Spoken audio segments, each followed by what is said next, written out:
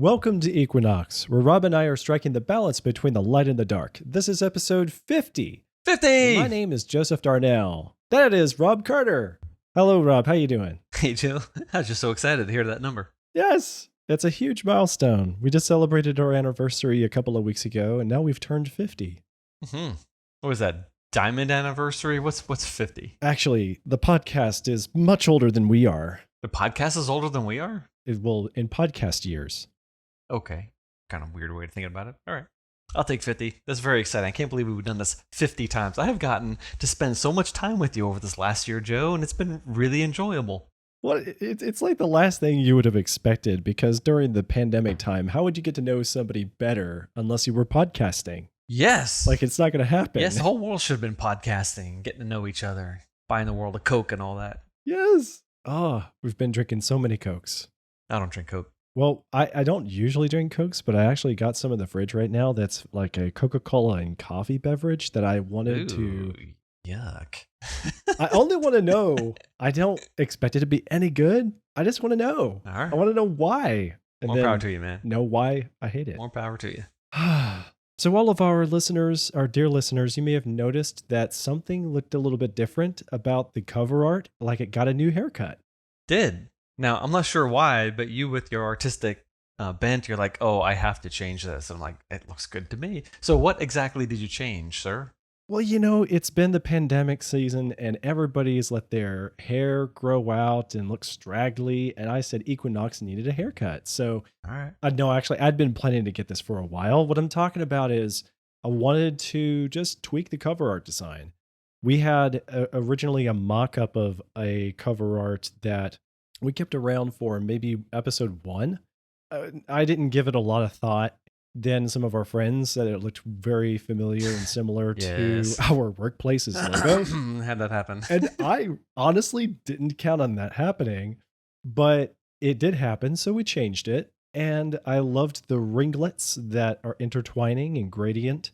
And I like our formatting of the text, but I wanted to freshen it up. I've wanted to freshen it up for a while now. So this is the same cover art design 2.0. So this is what you get to look at for the next year. All right. Well, that's just awesome. I've been playing around with my new 3D printer, which someone gave to me because they didn't like it. They couldn't get it to work right. It's not what I expected. I thought 3D printers, had a little piece of the plastic wire that gets melted and it kind of adds and adds and adds. But this is a resin printer that uses a UV light to print. And so I'm not quite sure how this is going to work, and there's cleanup involved, and it looks a lot more involved than the other kind of printer. But I can use it. I'm already, I woke up this morning saying, I need to make one of those. Of course, there's a beehive part, but had I had a 3D printer already ready to go, I would have already made this part that I could use. Huh, interesting. Do you know anybody else who's been 3D printing parts for their bee boxes? No, not at all. Oh man, this sounds really exciting, to be honest. Like, I'm thinking about all the possibilities, ways to customize the thing. Oh yeah. That is neat. Yeah, bee chutes and little doors and windows and all sorts of, I can think of a million things. Now, if any of our listeners are new to the show, we're really into honeybees. Next week. If it's above freezing anyway, if this crazy weather this week doesn't mess up all the guys who are getting our bees ready to be shipped. But we are all ready to go. I can't wait. Rob, you were just saying the weather's crazy. Here in North Georgia, metro Atlanta area, it's supposed to drop to 29 degrees on Saturday. April. That's colder than it was in February. No, it's not right. This is April. This is the month of my birth. My birthday is April 14th. Happy birthday. Thank you. I'm always prepared for surreal, unusual experiences in April because I don't feel like I was born in April. I don't feel like a spring chicken. April just doesn't feel right. That's very weird. Yeah, but I do love April. I was thinking about the bees coming and this weather. It doesn't compute. It's making me nervous. Do you think have like a direct impact on their development for the queens that they're growing? Well, we are buying splits. Are packaged bees, but basically someone has raised some queens and they're counting on some colonies to produce a whole bunch of bees. They're going to take some of those bees, put it in a box, and put a queen in a smaller box inside the other box, and we're going to get those. So if those colonies are not cranking out a lot of little worker bees, I'm not sure exactly what's going to happen, but we'll see. Okay. I'm hoping they don't delay the delivery again. That would be very sad. Oh, no. But we shall see. No more delays, please. Yes. Because I'm ready, man. I want bees for my birthday. Yeah, that's good. I like that bees for your birthday. I've also got my my tricked out beehive working now. I tried to add a microphone to it because I wanted to get the waveform of the beehive at a whole bunch of different frequencies, because I know that you can assess a lot of things about beehive health and happiness based on the sounds that they're making. By the way, this is the most interesting thing I think you're doing with your smart beehive. I'm really fascinated by this. Yes, but I had to give up on the sound. It maxed out the memory of my Arduino. It just started crashing. Everything. Literally, a couple days ago, I had no beehive monitoring system. It was completely crashed and dead. Oh, no. And I was like, I give up. I'm going to walk away. But I couldn't walk away because I've already spoken about it so much in public, so everyone knows what I'm doing, so I can't fail. I cannot fail. What would happen if you added another Arduino? Well, I could do that. Could you have one dedicated to the audio? Yeah, I could do that. But what I need, though, is to figure out how to get this thing broadcasting onto the internet. But that is a whole nother area of expertise that I know nothing about. But I had to do this I had to get it working in parts. And I said, no, stop, Rob. Just stop. Erase your program and rebuild it one piece at a time. And do it until it breaks. And sure enough, I built it, and it broke again. And it's the fast Fourier transform algorithm. Oh, okay. In order to take a signal, an audio signal, you have to break it down into different wavelengths. Huh. And so it's pretty simple mathematical process. Most people learn about this in the year after calculus in college, fast Fourier transforms. But the Arduino just couldn't quite handle it. If that's all I was doing, I'd be fine. But I also have an analog to digital converter and my real-time clock and my temperature and humidity sensors. Your bees need to tell the analog time? No, I do. Oh, okay. So I scrubbed that, but what I did was I added an LCD screen. So now my little bee box, every 15 seconds, it switches between the inside temperature, humidity, and mass of the beehive and the outside temperature and humidity. And it tells me the time and it tells me the date. And once every half an hour, it says saving data. And it writes every half an hour inside, outside, temperature, humidity, and the mass of the beehive to a little micro SD card, which I can pop out and put in my computer and copy the data over. Sweet. And that is working and it's stable. But now it's all prototyped with wires on a board where you stick the wires in the holes. Well, now I have to take that and put it all outside on my beehive. What are you going to do? I would like to have a solar panel and a little 9-volt gel battery. Ooh. But for now, I'm just going to run a power cord off my deck down 2 stories and out a little bit into my yard where I'm going to put my beehive, because I can't have my beehive on my back deck. Oh, that's sane. I want it there. I want it right outside my kitchen window. Oh, yeah. But you can't have like a whole bunch of bees right near a door that you open and close. Yeah. Yeah, not a good idea. No. So they're... Hey, kids, you want to run outside and play in the backyard? Oh, I'm sorry, kids. Don't do that. No, Daddy. Exactly. That would happen, too. It sure would. Now, we've relocated our beehive because it was on just the other side of the fence next to our driveway. And a sane friend of mine who had previously kept a lot of bees said, you might want to move it away. A sane friend. Where'd you put... Yeah, I noticed that when you sent me the picture of it, the lovely color. I love that color you painted it. Thank you. Where'd you put it?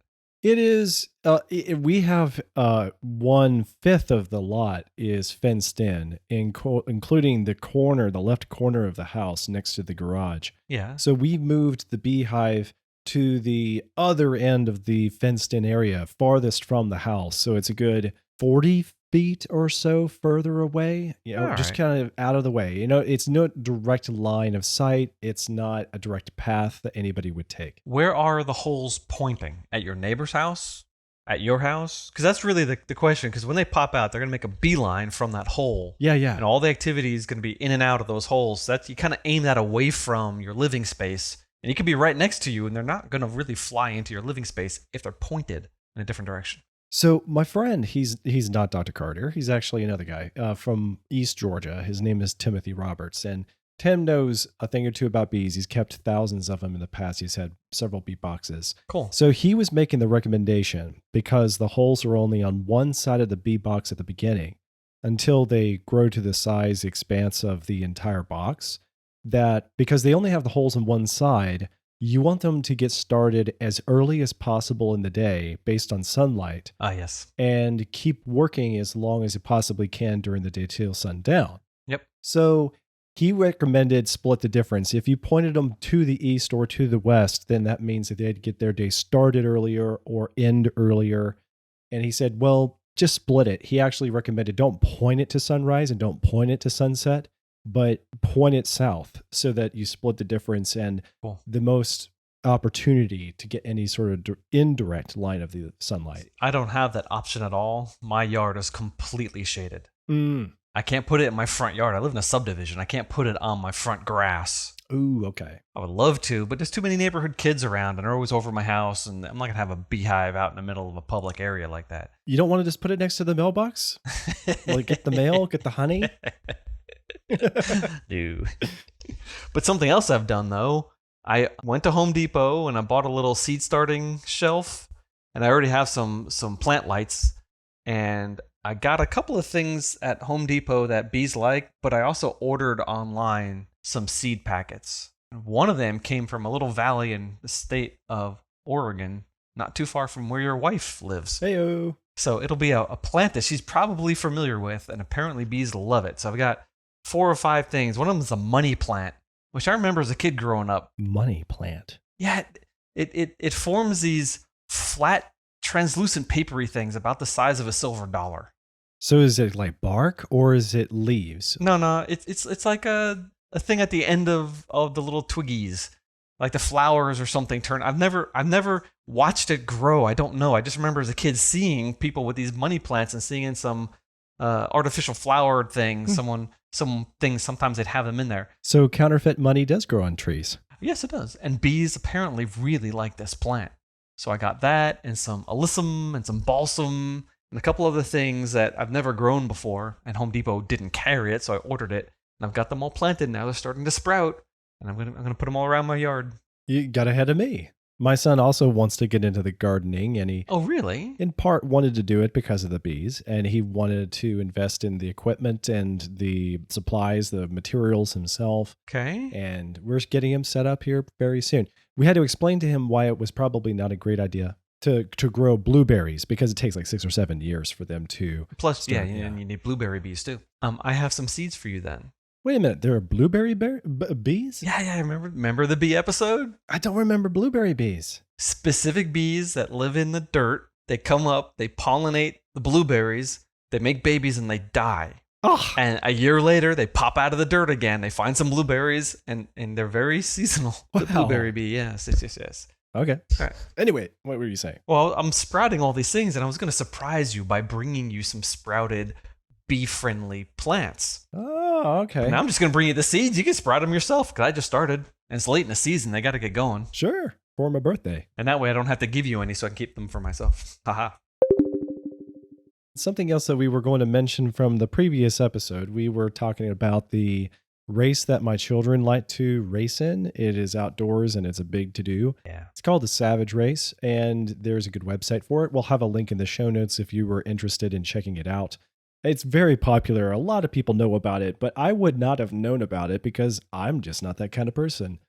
Rob, have you been in this before? I got invited to one. Some guys at church were running it. One of the guys at church is a supreme fitness guru, and he's just built, and he's always running and doing exercise and stuff. And I don't know if they ever ran it. And then soon after that, COVID hit. So I haven't seen it since then. But yeah, I would definitely be willing to do one. Yeah, it looks really promising. I think that you would enjoy it given your other athleticism. I am not an athlete, man. Oh, no. I think I might walk said Savage Race, but I could finish it. It does look like a lot of fun. Now, I don't mean to be a wet blanket on the event. I like taking pictures and videos of the kids while they're doing it. There's a part of it where on the kids' obstacle course in the field that they actually run through a huge vat of like soap bubbles, suds, that's like 5 feet deep. And 12-foot wide for a 30-foot And span. woe unto the short people. Yeah. But it's perfect because you just had them slog it through the mud and climb walls and get on their hands and knees. So they got Georgia red clay on them from head to toe. And then you come to the end of the race and you just have them run through soap bubbles like it's supposed to get them clean. Oh, that's cool. That's smart. It actually helps a little bit. It actually helps. So, Joe, last week when you went to Home Depot and you bought that awesome, I don't know what color that was. Do you know what color that was for your beehive? Oh, it's not coming to the top of my mind. No, sorry. They all sound really pretty. It's like a golden dark yellow. I don't know what color. It's just beautiful. I love that color. But you told me that you overheard someone ordering a paint color. It was hysterical, man. What was the paint color? It really was funny because I had my back to them and I had already ordered my paint. I was looking at the various colored cards, and they always have, those creative names. Then I hear the employee talking to the customer saying something along the lines of, "How many gallons of flat earth did you need?" I was like, "Do what now?" That was a moment. I'm having a hard time breathing, even though it's the second time I heard that. Because I started to think, what color is Earth? And oh my, he's asking for flat Earth paint. That is too much. Actually, I think, even though it's not common, I think it is a normal thing. Flat, I think, just means not shiny, and Earth is just kind of like a brown color. Yes. So I'm guessing that it's not like named after this paranoid conspiracy people who believe the Earth is flat, but that it's just a flat Earth color. Yes. But I don't know because I never heard that before, and I had to Google it and look it up. And I think it's just a basic non-shiny Earth color. But that is so funny. That is a flat Earth color. Now I'm going to share with you. I think I may have found the color. Okay. Supposedly that's flat Earth. Oh yeah. Or that's Earth anyway. Kind of along the lines of Georgia clay, but prettier. I guess. What on earth would you paint? That's funny. What on earth would you paint that color? Who wants a dull brown? Maybe the back porch. Maybe the patio rails. So getting into the main topic, we're going to talk about the flat Earth. In honor of our 50th episode. Yes. And this past week, April Fools. Now, audience, you must know that I was trying to think of a way to do an April Fool's episode on Flat Earth because we were going to record this episode a week ago and release it today, which would have been April Fool's, but I can't be that sarcastic and I can't be that duplicitous and I couldn't think of a way to lie my way through it. So instead of that, we're doing an episode on Flat Earth, but it's not why the Earth isn't flat. It's how to think scientifically, how people get trapped in illogical ways of thinking, how to get yourself out of it if it's possible, and how to process information that you can't actually know personally. That's a very good point. That's a very good question. Yeah. Yeah. Because you as a person, you cannot prove the Earth is round by yourself. No. Because what are you going to do? You're going to walk around the Earth? You can't. You can't walk around the Earth, right? I know that there is a scientific approach that I can do something to test the Earth's roundness, but then that also means that I am taking the word of other people on their approach and imitating their formula to get the same results. Yes, we have to trust somebody else. And that is the nature of science. You can't do science unless you trust the people who came before you. You can't reinvent everything. You can't test every chemical, every structure, every physical process. You don't know how neutrinos go through the Earth or not. You don't know how a nuclear reactor works. You don't know how they make that flat Earth color. No. In fact, the people who make the flat Earth color can't actually do it. All they do is take parts they buy from other people and mix them together to make a final product. There was a thought experiment someone did a long time ago, and he had one of those yellow pencils, right? An old number 2 pencil. And he realized that no one on Earth can make a pencil. Well, what is the meaning of that statement? Well, think about it. Obviously, we got pencils. There's not a single person on Earth who can mine the iron, smelt the iron, or whatever the little end is, who can manufacture manufacture the eraser part, Oh. who can harvest the wood, cut the wood, split it in half, who can find the carbon, which is graphite, mix it with just the right amount of clay. Where do you go to find that clay anyway? I don't know, but you got to find that clay, mix it with the thing, with a binder, put it in a thing, glue the thing together, and then paint it yellow and stamp a number 2 on the end of it. Man, I feel really inept right now. There's not a single person on earth who can do that. It takes a collective effort of probably 10,000 people in order to make a pencil. Golly, never thought of it that way. If you think about it, right, there's 7.5 billion people on Earth today, and technological progress is accelerating because of it. By the mere number of people that can join forces to get a job done. Exactly. Because of the division of labor, because the number of brains, because we haven't had a war for a while that's burnt down half the world. So information has been stored and saved. We haven't lost libraries. We haven't lost books. We can freely share information. Anyone in the world can find information, put it together, and all the discoveries that we're making are just finer and finer and finer scale discoveries.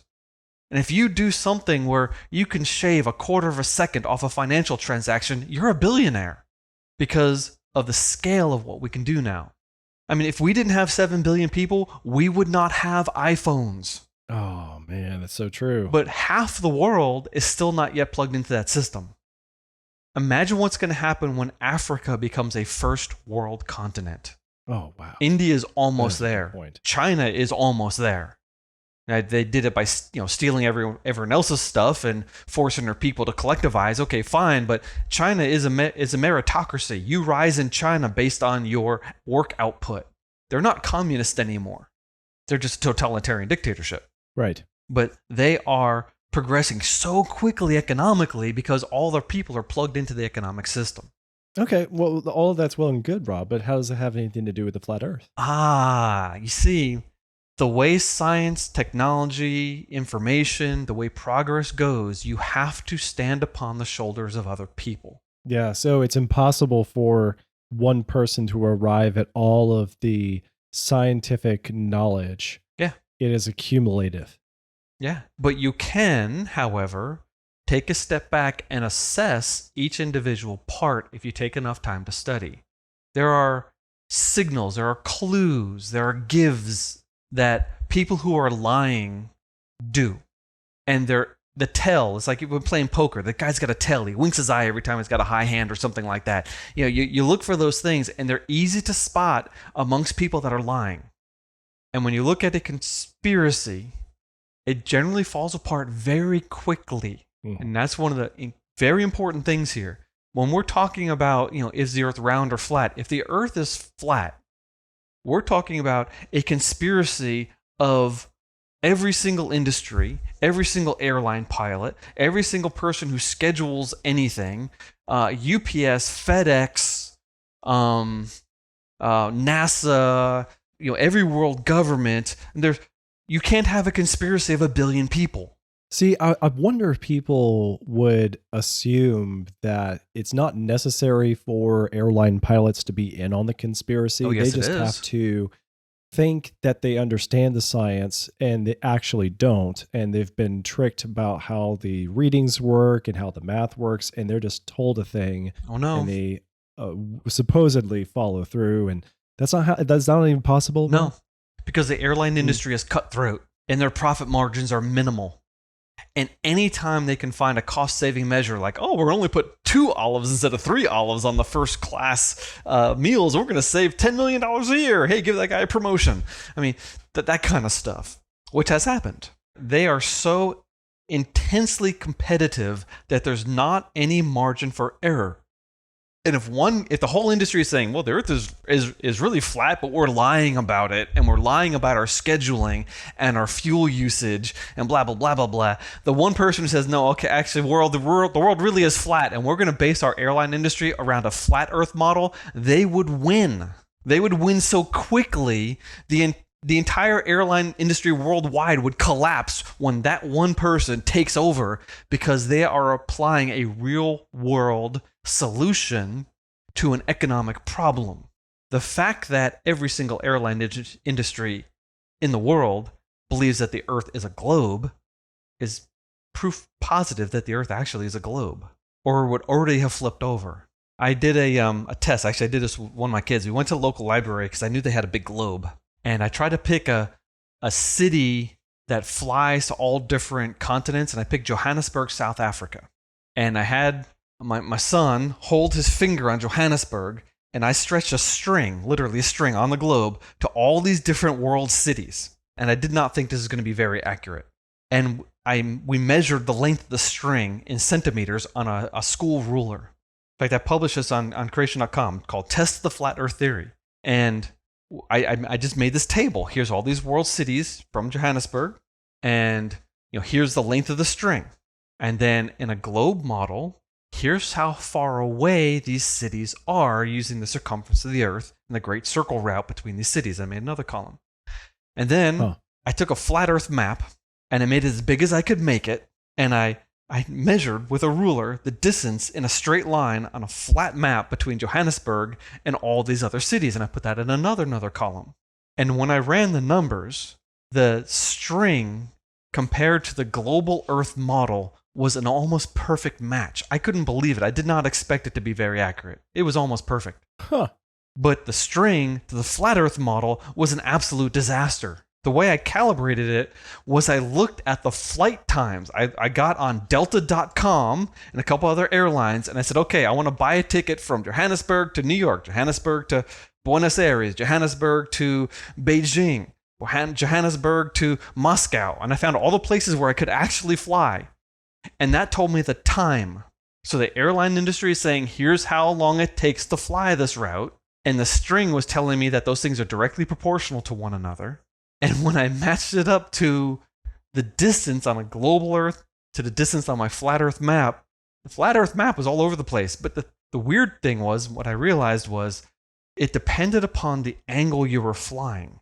If you fly due north from Johannesburg to London, the error wasn't that big a deal. But when you're flying east and west, it was a huge deal because the flat Earth map distorts longitude. And the further south you go, because they had to squish the map out flat, they had to stretch the globe out to make it a flat map. The further south you go, because the flat Earth map has the North Pole as a center, the worse it got. So you would never be able to fly from South Africa to South America on a flat Earth map, and they're thousands upon thousands of miles apart. But on a globe map, they're actually pretty close together. That is wild. And it reminds me of the episode we had about world maps. Yep. And how even with the global Earth, we can't quite accurately represent the Earth with an ordinary map, even a well-made, scientifically accurate map. It can't quite do it right, because to flatten the world to make a two-dimensional rendering of a map, you have to distort. You have to something. cheat. Yeah, you have to make a sacrifice somewhere. So do you want to distort the land area? Do you want to distort the water? Well, it depends if it's a nautical map or a land map. Do you want to distort the North Pole or the South Pole? It depends on which hemisphere do you want better represented. It's curious. That's why Greenland is always so huge in the Mercator projection, but Greenland is not that big, et cetera, et cetera. So yeah, it's all sorts of weird stuff that happens like that. Okay, well then, Rob, I wanted you to, I know this is, you're down into the science of the thing. Real quick, why did you need to learn this? Why did you need to know this stuff? I need to know why people think. I want to know what people think and why they think it. This whole evolution creation debate it's a debate on how people think. The facts are facts, and we're staring at the same information, and people coming to radically different conclusions based on the same information. How is this possible? Plus, there are, let's just say, some crazy creationists out there. People that don't get along well with others. And it's true for evolutionists also, but I don't run to them nearly as much. And, they're circulating amongst some of my friends and churches I visit, and I needed to know why they're doing what they're doing. In fact, some of the strategies that the flat earthers use, they parallel the strategies that we creationists use. Some of their arguments sound eerily similar, and yet they're completely bonkers and completely wrong. There's zero evidence to support their view. And so I needed to go through this and study this so that I could say, okay, here's why I don't go there. I use a similar argument, but I stop here. And where I stop is science versus history. Look, we just did a year's worth of talking about science in general. I love science. I have no problem with Yeah. science. Science is awesome. Where I depart from the evolutionist is when we start talking about historical events that they can't prove. I can't prove it either. I wasn't there. Not only was I not there, but science is limited. We can only extrapolate so far, and the further back in time we attempt to extrapolate, the more error we should expect. You just can't know, and it gets more and more gray the further back you go. So the flat earthers, they're not just rejecting evolutionary historical science. They're rejecting operational science. Things we can know, things we can test. And once they go there, they get into conspiracy land. And honestly, I've never seen anyone recover from that position. Maybe there's a recovered flat earther out there. That would be awesome. But if they were a Christian, I suspect they would probably reject the Christianity at this point too. Or get to the point where they say, I can't know anything. And that's not true. There are things you can absolutely know. And there are some things that you can trust, and you're probably right. There's some things that are fun to talk about that may or may not be right. And there's some things that you can say, no, that's not true. But there's a lot of gray areas. I mean, you look at the stars, right? I mean, how old is the universe? Well, it depends. Do you accept the Big Bang? And then what happens when you discover there are structures in the universe that are larger than 13 billion light years across, which cannot form in a Big Bang universe? Oh. Big Bang can't be right. And once you say that's not right, then what are the other possibilities? Everything opens up at that point. You could have God snapping his fingers and creating the universe.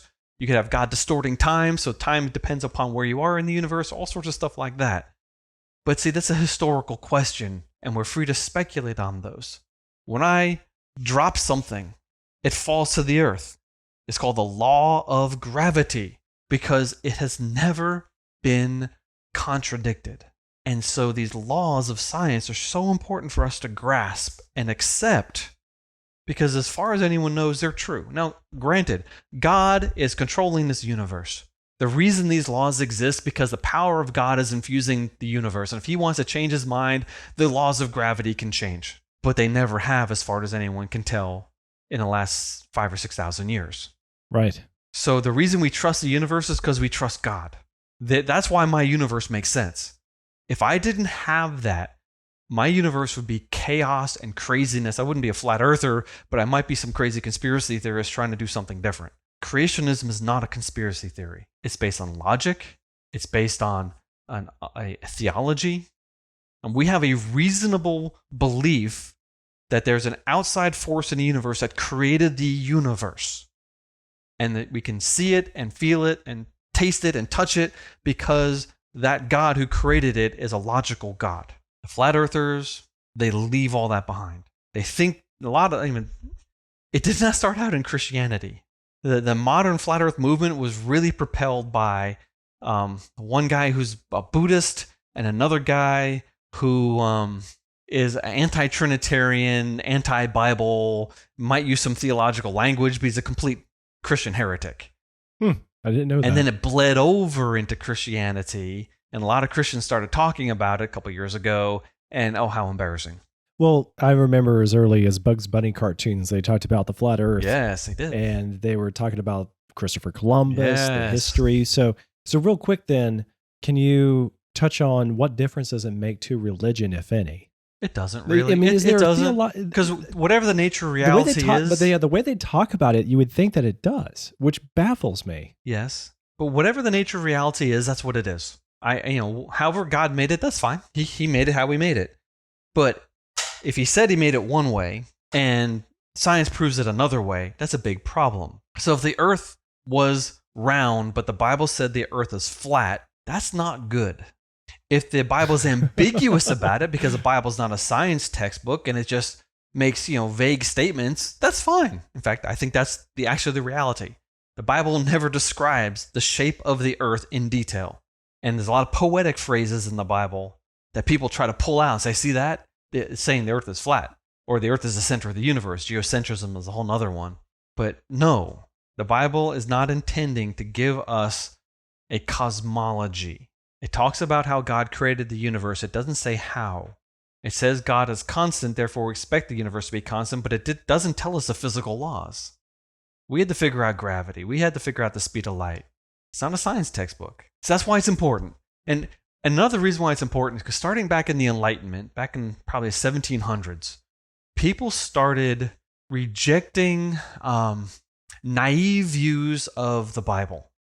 Bad models of Noah's flood, bad ideas of Adam and Eve, bad ideas about the shape of the world.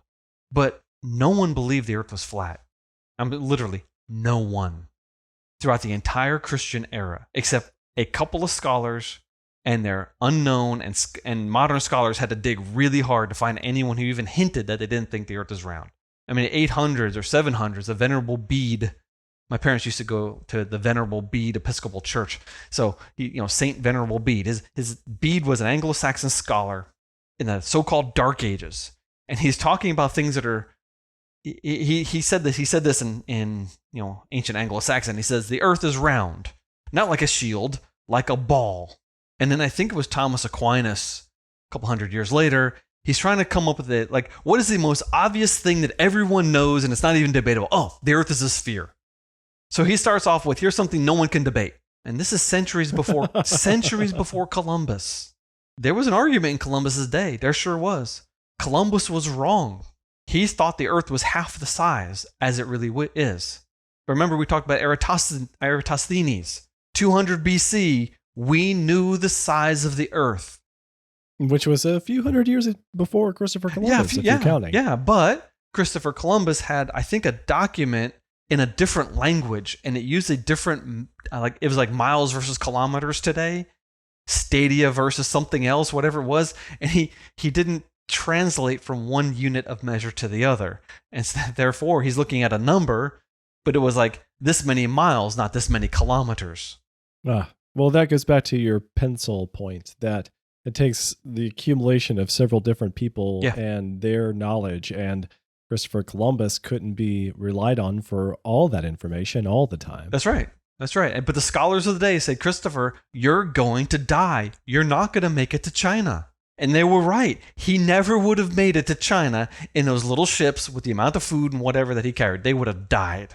But they got halfway across the ocean and ran to North America. He thought he was in China. He thought he was vindicated, that his size of the earth was true and the other guys are wrong. But he didn't go nearly as far as he thought. So America's, one of our first novelists, Washington Irving, very famous early 1800s. He writes a book about Columbus, and he puts in his book, a book that almost everyone in America read 200 years ago, an argument between Columbus and the church. And the church people were saying the earth is flat. And Columbus was saying, no, the earth is round. Oh, that's the reason that got around? That was the primary thing that made it popular. But Washington Irving was an anti-Christian.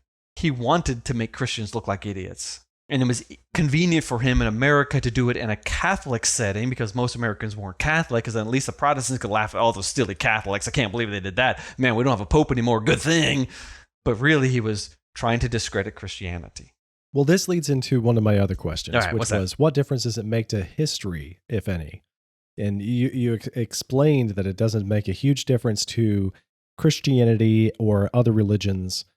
It's not like a central tenet to making sense of any of our beliefs, which people act like it is, but I just fail to see that there's any excuse for that. But it also doesn't seem to make any relevant difference to history other than that it kind of stilted our scientific progression and our innovations and our discoveries. But in the end of the as a whole, how could it stifle our scientific innovations if no one believed it?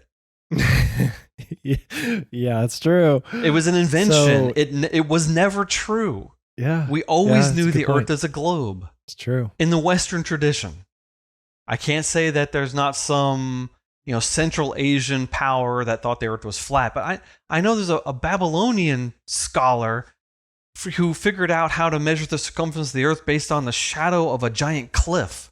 And I've also heard people say, oh yeah, some of the Mesopotamian religions, they taught the Earth was flat. And yet at the same time, I know there's a Babylonian who knew it was round. So I don't know What religion taught the earth is flat?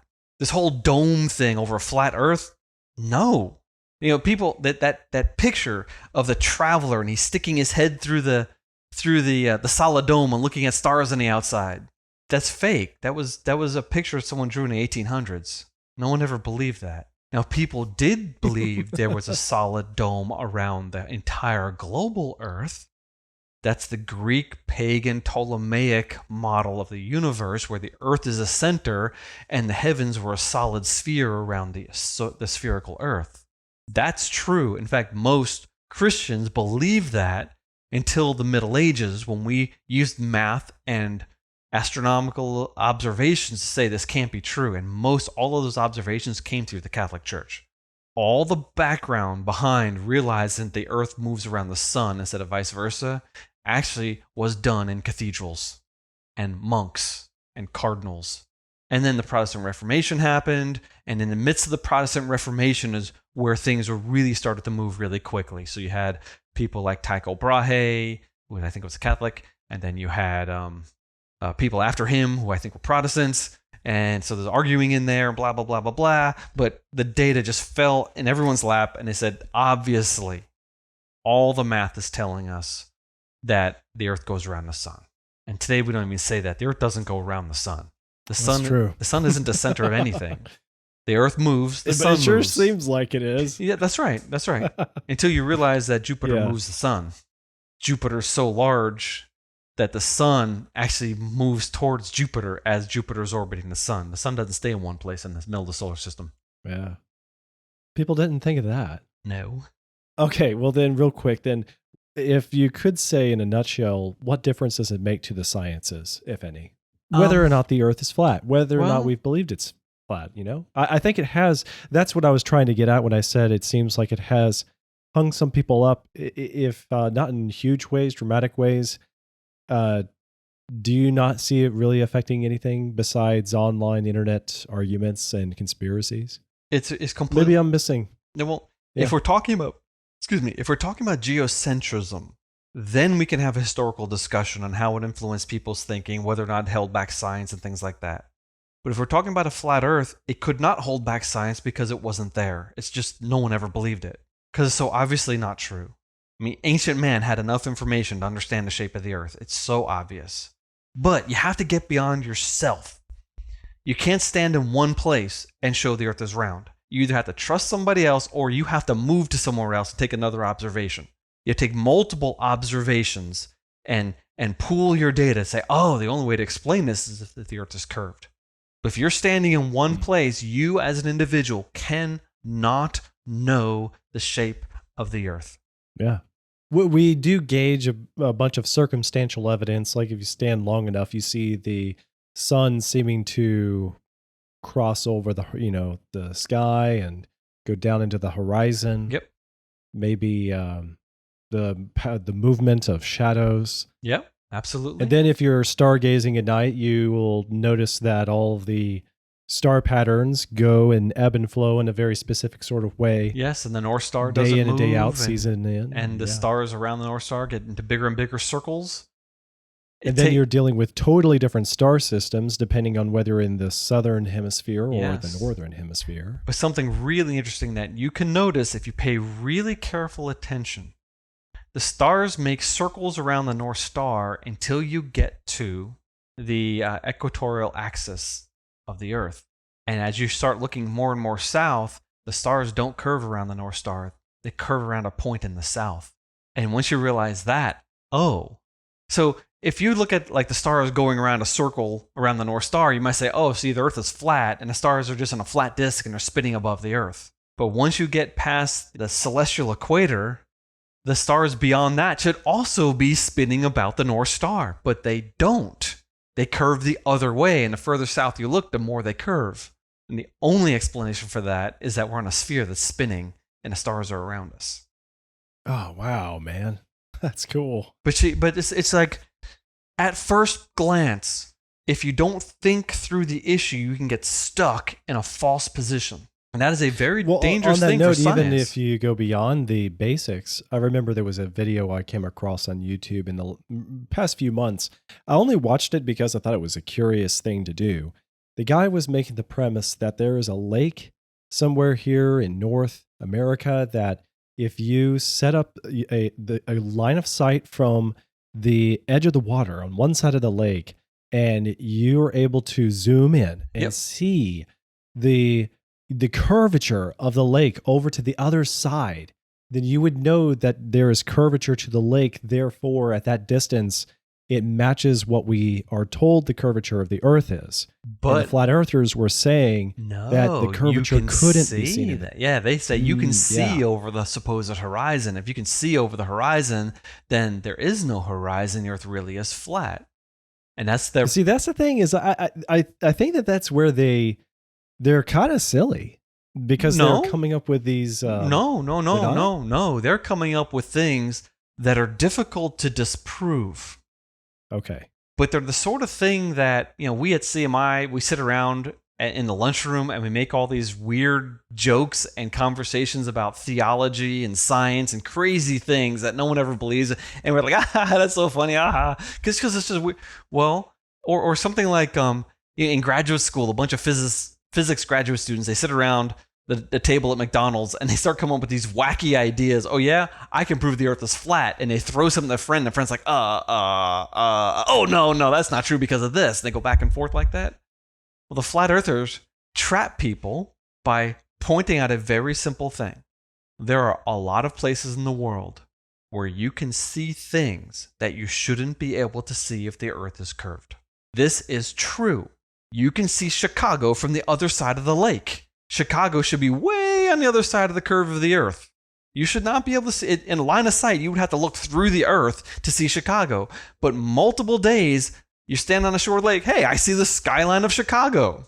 And so you have to take a step back and say, wait a second. Let's apply all the science we know. Let's apply the physics of optics. And all of a sudden we realize this only happens in the springtime when the water is cold and the air is warm. Oh. Light. You've seen they're called Schlerin patterns. One of my favorite words, Schlerin patterns. Heat coming off a fireplace and everything above the fireplace ripples, or heat coming off a road. Yeah. Well, Right. the reason it ripples is because light has different speeds depending upon the density of the material. Light bends. This is why crystals work. This is why fiber optic cables work. This is why eyeglasses work. When light goes from air to glass, it slows down. Light is slower in more dense materials. Light is slower in cold air than warm air. And the Schlerin pattern is when you have a mixing of two different temperatures and light going through gets all wobbly because it's changing speed on you and bending and twisting around as it's trying to get through that area. Apply that thought to the earth. If the air at the sea surface is cold and the air above it is warm, the light is going to bend toward the cool surface. It's going to bend around the edge of the earth. It's like a giant fiber optic blanket on the earth. You can see for 100 miles sometimes. If the air is really clear and you get that temperature set up like that, you can see way, way, way beyond what you could theoretically see. If there wasn't this optical Alfred Russel Wallace, who thought of Darwinian evolution, and then basically the idea was taken away from him because he was a pauper and Darwin was rich and famous, and in Victorian society you never left your class, and so only the rich people were allowed to discover anything. And so Alfred Russel Wallace was kind of like politely pushed off to the side. Thank you, Wallace, for this idea, but we're going to have Mr. Darwin write this book now called The Origin of Species, and no one's ever going to talk about you again, okay? Well, after that, he was involved in some of the early flat earth debates. And this one guy did this experiment. It's called the Bedford Level Experiment. There's a canal, a flat canal in England. And they set up this thing way far away. And then he went way far away. And he looked at it with a telescope and said, I can see that thing. And yet it's supposed to be around the curve of the earth. Therefore, the earth is flat. And Wallace said, not so fast, because his background was in surveying. He said, you haven't accounted for the optical distortion of the air near the surface of the earth. Let me build a tower 10 feet tall. And that object disappeared even though he was higher up in the air. No way. Wait, I did not expect that. So you have to apply all the science, not just some of the science. You have to apply all the logic, not just some of the logic. And one of the issues that we're having, I mean, talking about vaccines, flat Earth, all sorts of conspiracy stuff. It's people select information, package it up in such a way that it seems true. And if you get 3 or 4 or 5 of those things in a row, you don't have time to, hold on, whoa, pause. Let me take that first thing you just said and let me figure out this first thing and I'll get back to you tomorrow. Most people don't like to think like that. It takes too much work. And so a flat earther says 5 or 6 or 7 different things at you all of a sudden and you have no idea how to answer it.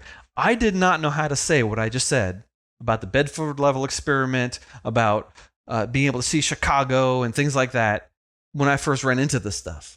That's the first time I'd ever heard it. I was like, that's really funny. That's cool. Well, the earth is not flat, Sure. but how do I don't know how to answer that. So I had to research, I had to talk to other people, I had to think through the issues. And all of a sudden, I know beyond the shadow of a doubt that person who says you can see things that are otherwise over the horizon, you are an idiot. But I can't say that because then all of a sudden the conversation shuts down. But to explain to the person why they're not right is laborious, and they're not going to listen because there's another big problem that humans have, and it's called reinforcement syndrome. We like to hear what we already think is true. It's true in politics, it's true in education, it's true in religion, it's true in science. It is very difficult for a human being to entertain an objection. It's the way we're built. That's a good point. No, that's how I feel. Growing up, I saw the world through my parents' eyes. Then you get out on your own and you start to see the world through your spouse's eyes. And when you're in the workplace and you become a workaholic, you start to see the world through your boss's eyes. And you develop these biases and you start to change your perspective on what you think the earth or the world ought to be. And what do they call this? It is, well, it's called many things, but it's, there's a good word for it well, it reminds me of what happens with Google, that little by little over time, the search results in the engine Yes. give you back exactly Excellent. what your biases are. That's a great analogy.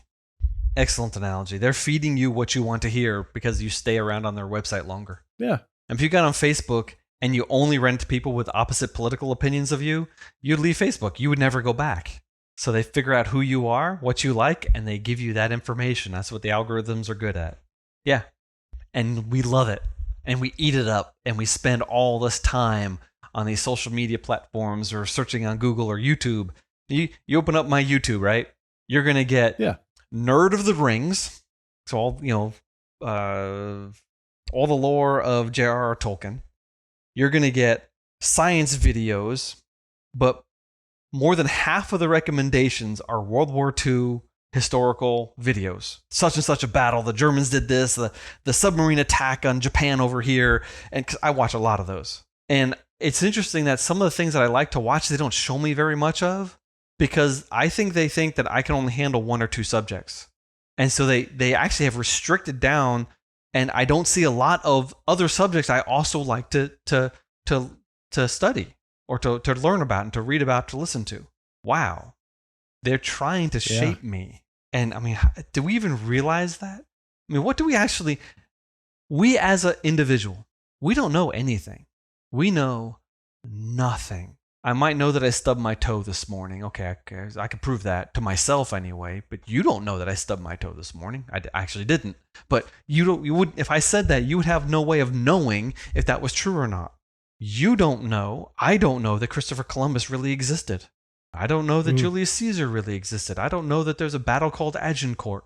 I don't know that just because they find some bones in the ground that was real. In fact, I know that several examples of people claiming to find bones in the ground, they were lying, and it took 50 years to figure it out. There's really nothing we can actually know. Very few things. We take this world with a giant dose of trust. We're trusting our senses, we're trusting our memory, and we're trusting other people that tell us the truth. And it makes us all very uncomfortable when we think about it that way. I know we're running low on time, so I wanted to get to one question then. All right. Based on everything you know about the flat Earth theory, would it make or break ordinary everyday things like tracking the weather Yep. and traveling around the world Yep. and break the way our technology works? Yep. We would have no internet. See, those are the things that I would call evidence enough, because like you're saying, I'm a guy who could not make a pencil on my own, but because I am able to use pencils, I know they work. Yep. And when I look at technology and track the weather, and I'm able to travel, and I'm able to fly, and I'm able to take a cruise, I know the Earth cannot be flat. There's a very interesting biblical argument that people have made. They're looking at the circumstantial evidence in the Gospels. Little offhanded, incidental little things, little details of things that are in there that allow the Gospels to mutually corroborate themselves. And it's not something you would ever have thought of, and a forger wouldn't have put details like that in there. But they mesh together in the incidentals, which That's gives a very good example. and it gives them a great credence. It makes them much more authoritative and clearly not made up. The people who wrote these things really did see these things. Well, in the way our world works, we go around the world just assuming that the Earth is a sphere, and everything therefore follows. If the Earth wasn't a sphere, we couldn't have, satellites. We couldn't fly to Australia. A plane could never fly from New York to Sydney. There's not enough fuel in any plane in the world to fly that far on a flat Earth. But in a global Earth, it's not nearly that far, et cetera, et cetera, et cetera. All these things, all the dominoes just fall, and they keep on falling. The same thing when we talked about the greatest theory ever. Remember that? Was that episode 1? Was that I think it was 2? And we talked about I think it was gravity. Yeah, gravity. Once someone said, once Newton said, here's all these data, I can explain it by just simply saying that all objects in the universe attract all the other objects. And the strength depends upon their mass and their distance. And after that, everything else from there kept on going and going. And we haven't run out of predictions. We keep on working with the assumption now that this is true, and everything keeps on going. If it wasn't true, that system would have fallen apart already. And that's just a parallel to the idea that the Earth is a globe. You don't have to think about it. It just works. And if everything in the world is working that way, and we're assuming it's true, and it's true by default. Interesting.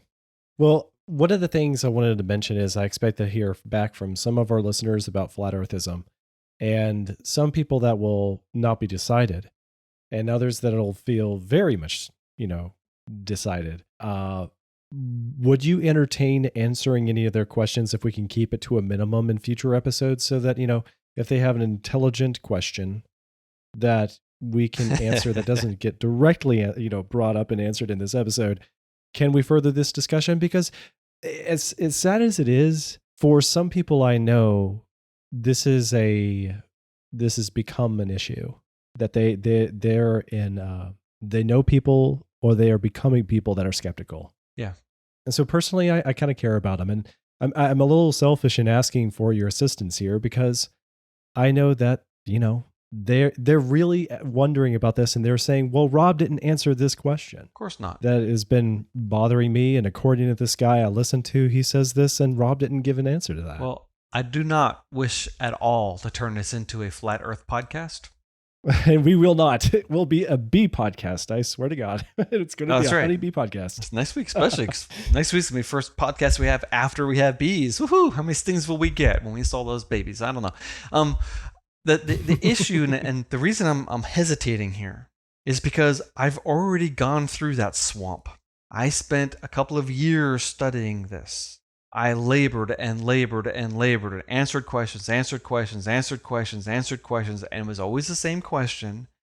And the people I was talking to never listened to what I said. And therefore, after a couple of years, I said, okay, I'm done.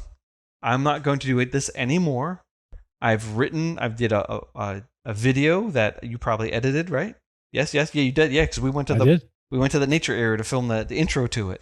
A very difficult talk, one of the most difficult ones I've ever done. We had a video. It's on creation.com.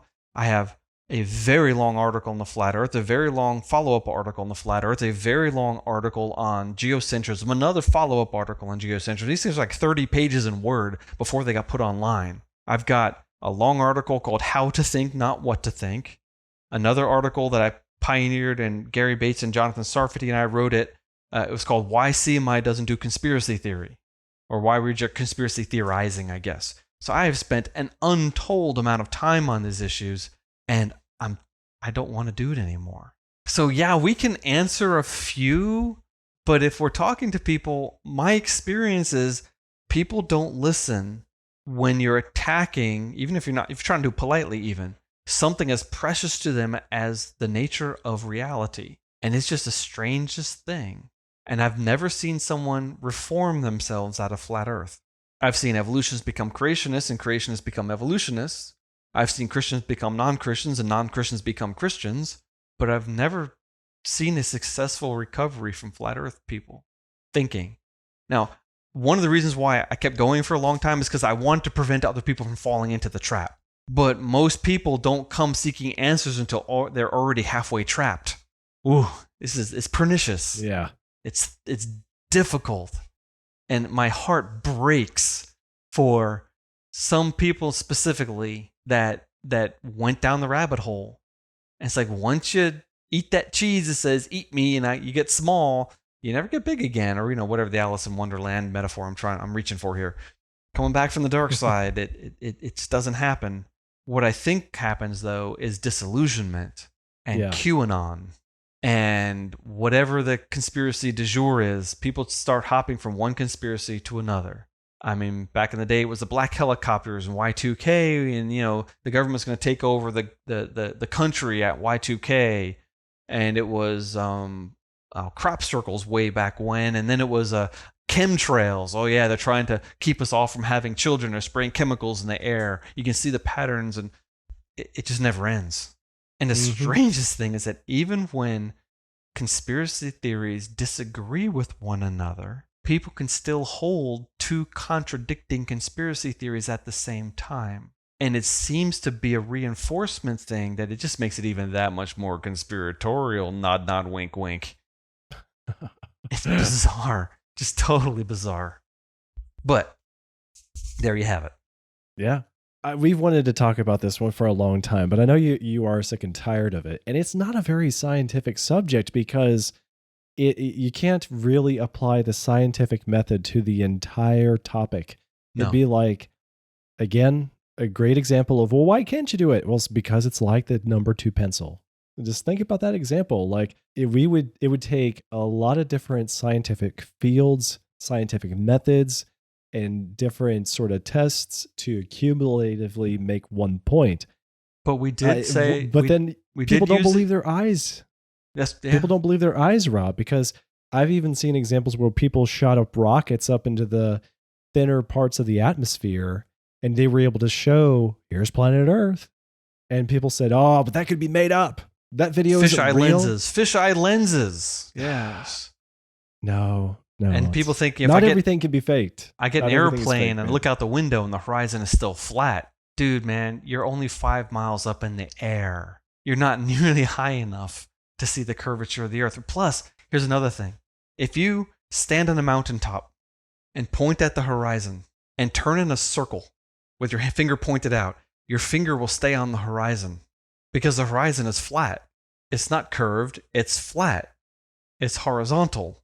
See, the earth, when you talk about the earth being curved, it's not, the horizon doesn't dip down. If you look at it, doesn't dip down left and right.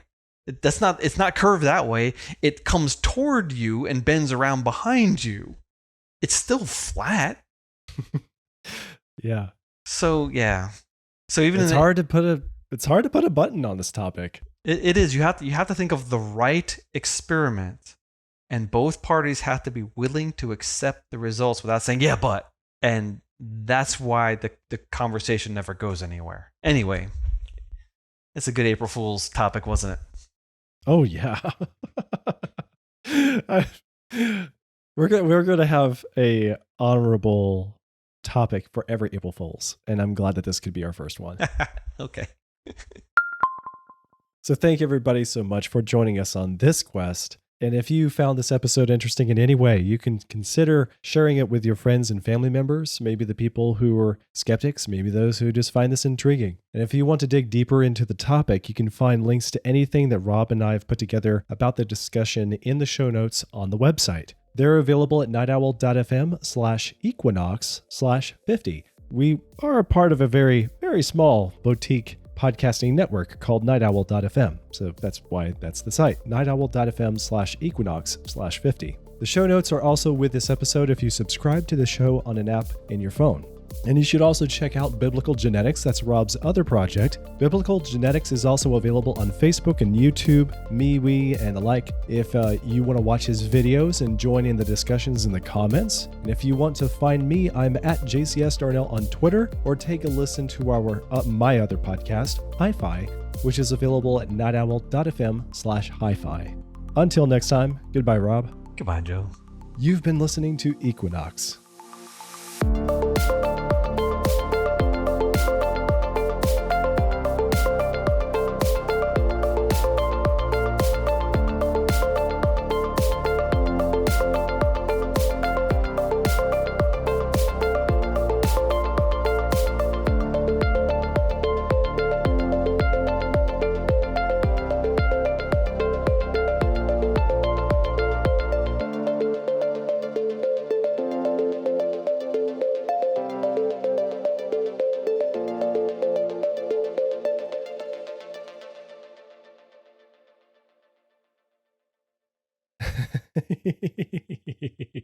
Why it's so funny?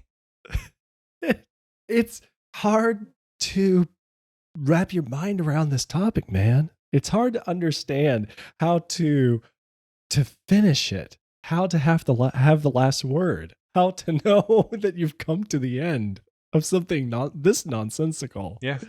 And I don't know if you were thinking like that in the process of what you had to say and how you had said it. Oh no, I had so much more I wanted to say, but if I knew that if I broached any other subject, it would be another 20 minutes, half an hour of talking about that new idea. So I put a lid on it, and at the end of the conversation, it kind of like trailed off because I didn't dare say anymore. There's so much more to talk about. Even flat Earth stuff. I mean, there's so many examples that are just plain wrong. Yeah. I mean, literally, there is zero supporting evidence that the Earth is flat. And yet the flat Earth proponents will spend hours talking about evidence. Yeah. And not a single thing they say is true. Wow. Now, maybe they've gotten a little smarter because as people started contradicting them, they had to change the way they were saying it.